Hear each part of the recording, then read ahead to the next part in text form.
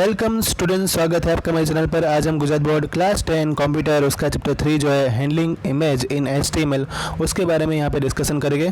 उससे पहले मैं आपको बता दूं कि हमने चैप्टर 1 और चैप्टर 2 बना दिया है। अगर ये वीडियो आपको अच्छे से दिखाई ना दे तो आप उसके पिक्सल जो है उसकी जो डेटा सर्वर में से आप उसके पिक्सल बढ़ा देना तो आपको क्लियर दिखाई देगा। दूसरी बात मैं बताना चाहूँगा कि जो प्रैक्टिकल वीडियो है वो अलग से मैं इनके बनाने वाला हूँ, तो आपको अलग से देखने को मिलने वाले। ओके, अब यहाँ पे ये चैप्टर जो है वो डायरेक्टली स्टार्ट करते हैं। पहली स्लाइड में यहाँ पे आ रहा है image and its various format. तो जनरली जो पिक्चर होते हैं वो लोगों को अट्रैक्ट करने के लिए बनाए जाते हैं। इससे बहुत सारे मैसेज भी हम पास करते हैं जिससे लोगों को समझ में आ जाए। जो इमेज के फॉर्मेट होते हैं HTML के अंदर, मतलब जो हम यहाँ पे यूज़ करने वाले हैं, वैसे तो बहुत सारे फॉर्मेट होते हैं, लेकिन अपने सिलेबस के हिसाब से जो फॉर्मेट यहाँ पे दिए गए हैं उसमें से यहाँ पे उसका टेबल मतलब कि ये मैंने आपको डिस्क्राइब किया है। पहला है उसमें फॉर्मेट BMP, बिटमैप इमेज होती है। GIF मतलब कि ग्राफिक्स इंटरचेंज फॉर्मेट। JPG मतलब कि joint photographic group. JPG joint photographic expert group. PNG portable network graphics. और TIFF tag image file format. ये सभी जो इमेज है उनके बारे में हम यहाँ पे इसका इस्तेमाल अपने प्रोग्रामिंग में करेंगे HTML के अंदर। ओके, अब नेक्स्ट स्लाइड में जाते हैं। अब यहाँ पे आ रहा है एडिंग इमेज इन HTML में इमेज को कैसे ऐड करते हैं। तो उसके लिए हम यहाँ पे वेब पेज के अंदर इमेज टैग का IMG में जो लिखा है उसका इस्तेमाल करने वाले हैं। और जब भी हम इमेज टैग का इस्तेमाल करेंगे तब हमें इमेज कहाँ पे रखी हुई है, अपने कंप्यूटर में, अपने लैपटॉप में, अपने मोबाइल में, जहाँ पे भी हम ये सेंटिला सॉफ्टवेयर इस्तेमाल कर रहे हैं उसमें इमेज का हमें सोर्स लोकेशन देना पड़ेगा। ठीक है, तभी वो इमेज जो है उसको हम दिखा पाएंगे वेब पेज के अंदर। इसलिए हम कह सकते हैं कि इमेज टैग जो है उसका खुद का किसी का नाम लिख दिया, जैसे कि हमने फ्लावर लिख दिया तो कोई फ्लावर की इमेज अपने आप आती नहीं है। इमेज टैग कोई गूगल का सर्च इंजन नहीं है। ठीक है, हमें उसके लिए सोर्स चाहिए होगा, मतलब कि हमारे पास ऑलरेडी इमेज अपने कंप्यूटर के अंदर होनी चाहिए। उसका एड्रेस हमें पता होना चाहिए कि भाई C ड्राइव में पड़ी है, D ड्राइव में पड़ी है, कौन से फोल्डर में पड़ी है। वो फोल्डर वाला जो एड्रेस लोकेशन है वो हमें यहाँ पे डालना पड़ेगा।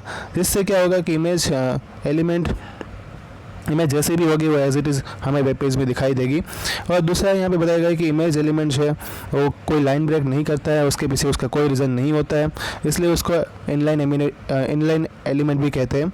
और सोर्स कोड ना होने की वजह से जो इमेज टैग है उसको एम्प्टी टैग भी कहते हैं।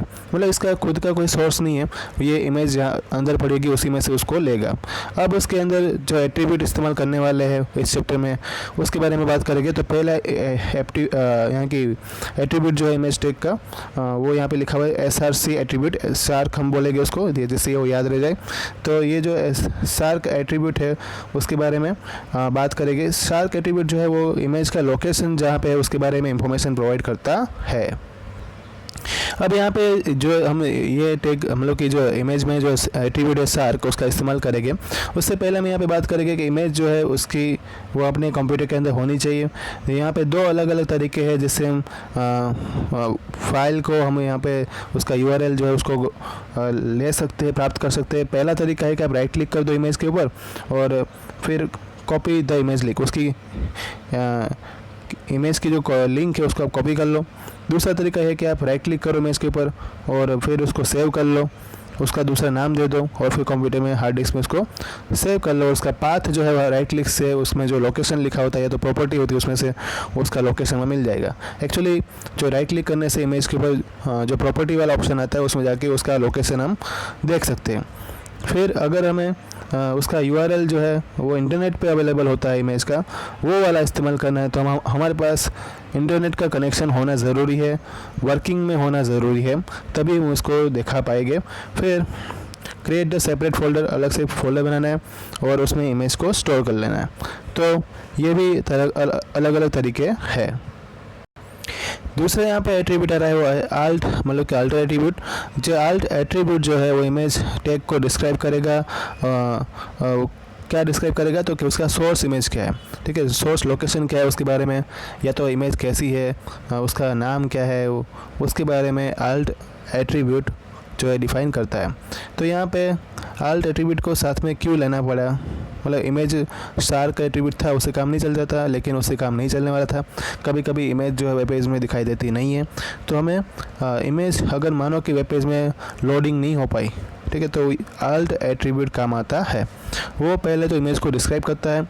दूसरी बात जो है, ड्यू टू सम रीज़न, उसमें लिखा हुआ ये the browser does not display the image. जब ब्राउज़र इमेज को डिस्प्ले नहीं करेगा तब रीडर को ये पता चल जाएगा कि ये पिक्चर कौन से टाइप का है, ये मतलब कि जेपीजी फॉर्मेट में है या कोई वो इमेज कौन से टाइप का है, उसका शेप क्या हो सकता है, मतलब उसके बारे में इंफॉर्मेशन जो है वो यहाँ पे यूज़र जो है वो जान पाएगा उसको बिना देखे, क्योंकि वहाँ पे उसकी इमेज के बारे में थोड़ी जानकारी नीचे लिखी होगी।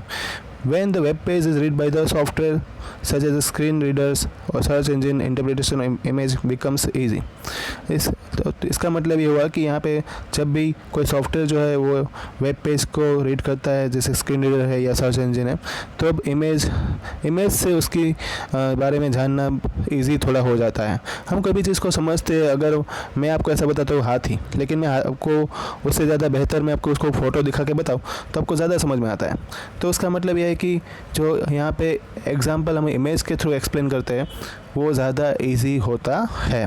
और यहाँ पे एक एग्जांपल भी दिया है कि हम अल्टर टैग का इस्तेमाल कैसे करेंगे। तो इमेज शार्क में देखो, पहले चॉकलेट वाली एक जेपीजी वाली इमेज है और अल्टर टैग में ये लिखा है here comes a sweet image, तो ये एक स्वीट इमेज आने वाली है। अब मानो कि डिस्प्ले अगर नहीं होता है तो नीचे तो लिख के इतना आएगा कि एक स्वीट इमेज मतलब कि कोई चॉकलेट हो सकती है, इतना हम अंदाज़ा लगा लेंगे। नेक्स्ट एट्रीब्यूट यहाँ पे आ रहा है height and with attribute. Height जो मतलब कि हाइट एट्रीब्यूट जो है इमेज का, वो हम इसके द्वारा कितनी इमेज टॉल दिखानी है हमें वेब पेज के अंदर, वो हम इसमें नंबर के थ्रू बता सकते हैं। विथ एट्रीब्यूट में हम उसको कितनी वाइडर बतानी है इमेज को, वो उसके थ्रू हम बता सकते हैं। तो इस तरह से हाइट और विथ एट्रीब्यूट हमें कोई भी इमेज होगी उसकी दोनों ही वैल्यू हमें ये दोनों एट्रीब्यूट के द्वारा हम दिखा सकते हैं। ये दोनों ही वैल्यू हमें जो है नंबर ऑफ पिक्सल के थ्रू बतानी होगी, मतलब इसमें सेंटीमीटर मीटर वाला नहीं आएगा, लेकिन हमें पिक्सल उसके डालने पड़ेंगे। तो यहाँ पे फिर से वही वाला एग्जांपल लिया है शार्क चॉकलेट वाला, और उसमें हाइट जो है पिक्सल के मतलब 120 उसका पिक्सल है और विथ भी उसकी 120 पिक्सल में है। तो ये बात हमें याद रखनी है। नेक्स्ट स्लाइड में यहाँ पे अलाइन एट्रीब्यूट में हम देखेंगे कि जो इमेज है use to align the given image within the page और any element that contain image. अब यहाँ पे अलग अलग टाइप के इमेज हम यहाँ पे डालते हैं, तब उसमें उसका लोकेशन कहाँ पे रखना है, इमेज का बीच में रखना है, टॉप में रखना है, मिडिल में रखना है, बॉटम में रखना है, लेफ्ट में रखना है या तो राइट में रखना है। तो ये इमेज को पहले ही हमें सेट करना पड़ेगा, तब ये काम जो है वो हम अलाइन एट्रीब्यूट का इस्तेमाल करके करेंगे। पहला यहाँ पे वैल्यू आ रही है टॉप मतलब कि इमेज यहाँ पे जो टेक्स्ट की जो करंट लाइन होगी उसके ऊपर आएगी, मिडल मतलब कि टेक्स्ट की जो लाइन होगी उसके मिडल में बीच में आएगी, फिर बॉटम मतलब कि बेस लाइन में आएगी, लेफ्ट मतलब कि जो विंडो होगी उसके लेफ्ट साइड दिखाई देगी, राइट मतलब विंडो के राइट साइड में दिखाई देगी। तो इस तरह से अलाइन एट्रीब्यूट का इस्तेमाल करके हम इमेज का लोकेशन कहाँ पर रखना है वो डिसाइड कर सकते हैं। नेक्स्ट यहाँ पे आ रहा है बॉर्डर एट्रीब्यूट जो है वो इमेज को हाईलाइट करने में काम आता है। उससे उसकी जो विथ है या तो हम कह सकते हैं कि जो बॉर्डर एट्रीब्यूट की तरह हम उसको पिक्सल में लिख कर उसका विथ डिफाइन कर सकते हैं, उसकी बॉर्डर डिफाइन कर सकते हैं। फिर यहाँ पे वही एग्जांपल लिखा हुआ है, पहले हम डालेंगे इमेज शार्क टैग के बाद आता है अल्टर टैग के बाद अलाइनेस। तो अलाइन यहाँ पे राइट साइड में इमेज अपीयर होगी और बॉर्डर उसकी लिखी है 20 पिक्सल मतलब कि उतनी वो थोड़ी वाइड होगी। फिर है आईडी एट्रीब्यूट। यहाँ पे आईडी एट्रीब्यूट जो है वो इमेज को आइडेंटिफायर के फॉर्म में काम करेगा, स्पेसिफाई करेगा। उसके बाद जो है आइडेंटिफायर के द्वारा इमेज को रिफ़र किया जाएगा और स्क्रिप्ट के अंदर उसको प्रोग्रामिंग में लिखा जाएगा। और ये प्रोग्रामिंग लैंग्वेज यहाँ पे जावा भी हो सकती है, सी भी हो सकती है। यहाँ पे इमेज शार्क में पहले चॉकलेट लिख दिया और आईडी हम लिख दिया यहाँ पे चोको इमेज, मतलब कि ये चॉकलेट की इमेज है। इस तरह से हम आईडी उसको दे के भी डिफ़ाइन कर सकते हैं, रिफ़र कर सकते हैं। नेक्स्ट है यहाँ पे आ रहा है H space and we space attribute. तो एच स्पेस और वी स्पेस एट्रीब्यूट यहाँ पे इमेज को अच्छे से जो दिखाने के लिए और थोड़ा आसपास के एरिया में इमेज के थोड़ा गैप रखने के लिए बहुत ज़रूरी है। अगर हम इमेज जो बताते हैं वेब पेज के अंदर उसके वर्टिकल और हॉरिजॉन्टल लाइन में हॉरिजॉन्टल गैप अगर होता है तो हम इमेज को अच्छे से क्लियर देख पाते हैं, वो रीडेबल भी होती है। अगर उसमें से कुछ पढ़ना है तो रीड करने के लिए भी काम आती है। और वी स्पेस जो है वो हमें वो स्पेसिफाई करेगा कि इमेज के लेफ्ट साइड और राइट साइड में कितनी स्पेस रखी हुई है। तो यहाँ पे एक एग्जांपल दिया है इमेज शार्क में चॉकलेट इमेज, उसमें एच स्पेस हम रखेंगे 30 और वी स्पेस रखेंगे 10। मतलब कि ये इस तरह से पूरी इमेज जो है वो हमें दिखाई देगी। फिर आ रहा है यहाँ पे लो शार्क एट्रीब्यूट। तो लो शार्क एट्रीब्यूट जो है वो उसका रिजोल्यूशन कितना रखना है उसके लिए काम आएगा। पब्लिश लो रिजोल्यूशन इमेज, जिससे वो जल्दी से अपलोड हो जाएगी और जल्दी से वो लोडिंग होने में टाइम नहीं लगेगी। तो लो शार्क एट्रीब्यूट हमें ये काम करके देगा। जिसमें हम फॉर्मेट इमेज का बदल देंगे, जो जेपीजी इमेज होगी उसमें से हम क्या कर देंगे बीएमपी। तो बीएमपी इमेज वो किलोबाइट में होती है, सीधी बात है, और जो जेपीजी इमेज होगी मेगाबाइट में होगी। तो उसको डायरेक्टली बीएमपी में कन्वर्ट करने से वो जल्दी से अच्छे से दिखाई देगी।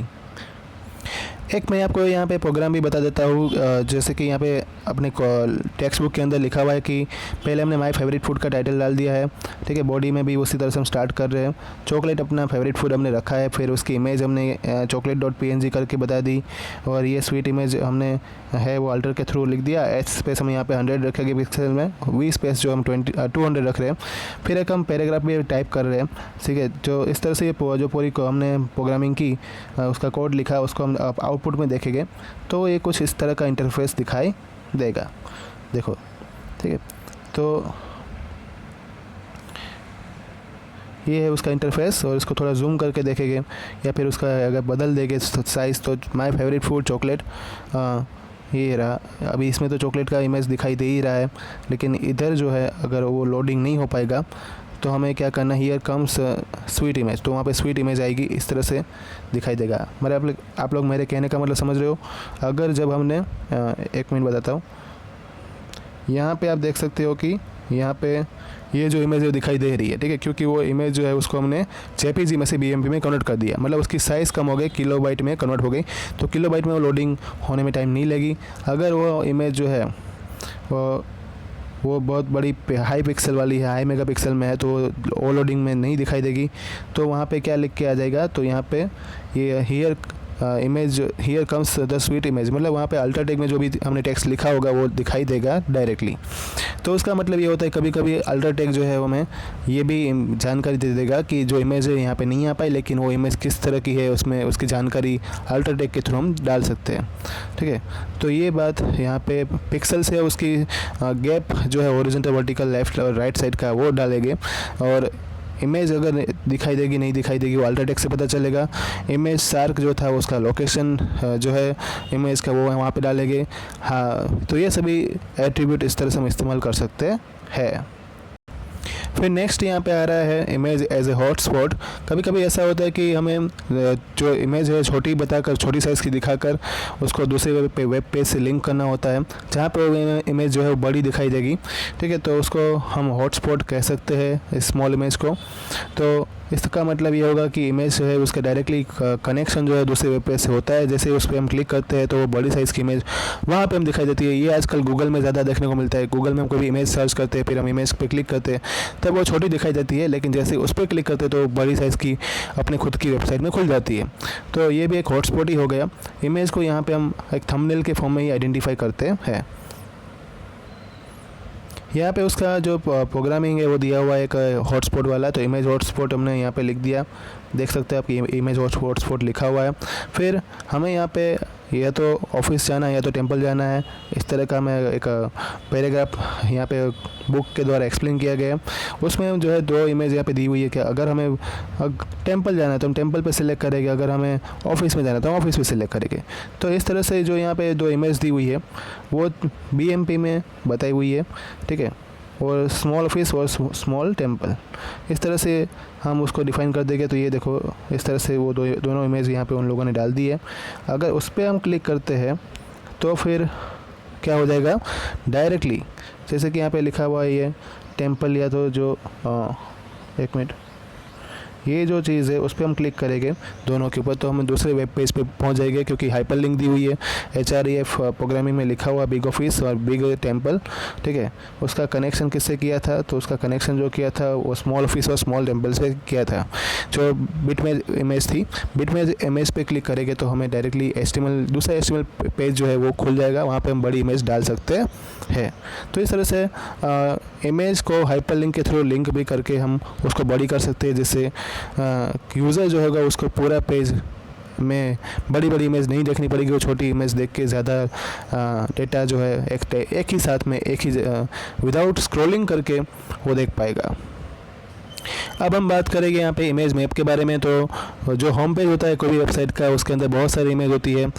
यूज़र जब उसको देखता है तो उसको उस पर क्लिक करने का मन होता है और उस पर जानने का मन होता है, उसको एक्सप्लोर करने का मन होता है, तो वो जस्ट उस पर क्लिक करता है, तब इमेज के कोई भी पार्ट पे वो क्लिक कर सकता है, सीधी बात है, ठीक है। जब भी हम जैसे कि हम बात करते हैं, यहाँ पे एग्जांपल लेते हैं, न्यूज़ के रिलेटेड इमेज है, उस पर हम देखते हैं तो बहुत सारी इमेज ऐसी होती है कि हमें उसको डाउनलोड करने का मन होता है। तो हमने मानो कि वो यूज़र जो है यहाँ पे चाहता है कि वो न्यूज़ को देखे, उसके बारे में ज़्यादा जानकारी ले, तो सीधी बात है कि उस पर क्लिक करेगा, तो उसकी इमेज के साथ साथ उसकी बहुत सारी दूसरी जानकारी भी आएगी।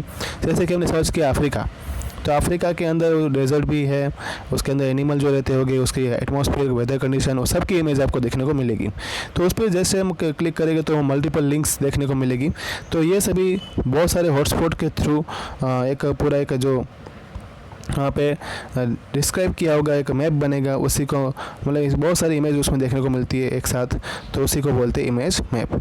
यहाँ पे दो टाइप के इमेज मैप होते हैं, सर्वर साइड वाला एक और क्लाइंट साइड वाला। तो ये दो इमेज मैप हमें याद कर लेने हैं। अपने सिलेबस के हिसाब से मैं यहाँ पे बात करेंगे सिर्फ क्लाइंट साइड इमेज के बारे में, क्योंकि जो दूसरी ये टाइप था सर्वर साइड वाला, वो अपने सिलेबस में अभी नहीं है। इन इमेज मैप, ठीक है, हम जैसे हॉटस्पॉट पे जो भी लिंक वहाँ पे दी हुई होगी उसमें अलग अलग रेफरेंसेस दिए हो गए। जैसे कि अफ्रीका का डेजर्ट है तो उसमें टेम्पल, उसमें जो पिरामिड है, उसमें डेजर्ट सफारी है, या तो फिर एनिमल है, सबके अलग अलग वहाँ पे हॉटस्पॉट के थ्रू वहाँ पे इमेज लिंक की हुई होगी। और हम यहाँ पे मल्टीपल लिंक हॉटस्पॉट से या तो लिंक जो है क्रिएट करवाएंगे एक सिंगल इमेज के ऊपर, जिससे क्या होगा कि उसको क्लिक करके वो दूसरे वेब पेज पे यूज़र आसानी से पहुंच सके। और यहाँ पे जो भी लोकेशन होगा हर एक हॉटस्पॉट का, वो एक्स और वाई कोऑर्डिनेट पे हमें उसको बताना पड़ेगा, मेंशन करना पड़ेगा। फिर वो top left hand corner of the image, ये भी टॉप मतलब इसका जो मेज़रमेंट है वो कैसे करना है, तो उसका टॉप लेफ्ट जो पार्ट होता है वहाँ से उसको मेज़र करना है। यहाँ पे कोऑर्डिनेट्स है उसका कैसे इस्तेमाल होगा, तो कि दो तरीके से इस्तेमाल होगा। पहला तो जो होगा कि टू स्पेसिफाई है, तो हॉटस्पॉट था, हॉटस्पॉट हमने कहाँ पे दिया हुआ है एक उसको स्पेसिफाई करना पड़ेगा। और दूसरा जो है compare the coordinate provided by the user through click, जो यूज़र ने यहाँ पे कोऑर्डिनेट दिए हुए हैं उसको क्लिक करके हम उसको कंपेयर करेंगे। तो इस तरह से दो तरीके से यहाँ पे हम उसको कोऑर्डिनेट कर सकते हैं। अब हम मानो कि हमें मल्टीमीडिया फाइल्स जैसे कि वीडियो है, ऑडियो है, उसको लिंक करना है, तो वो भी हम यहाँ पे HTML डॉक्यूमेंट में ऐड कर सकते हैं।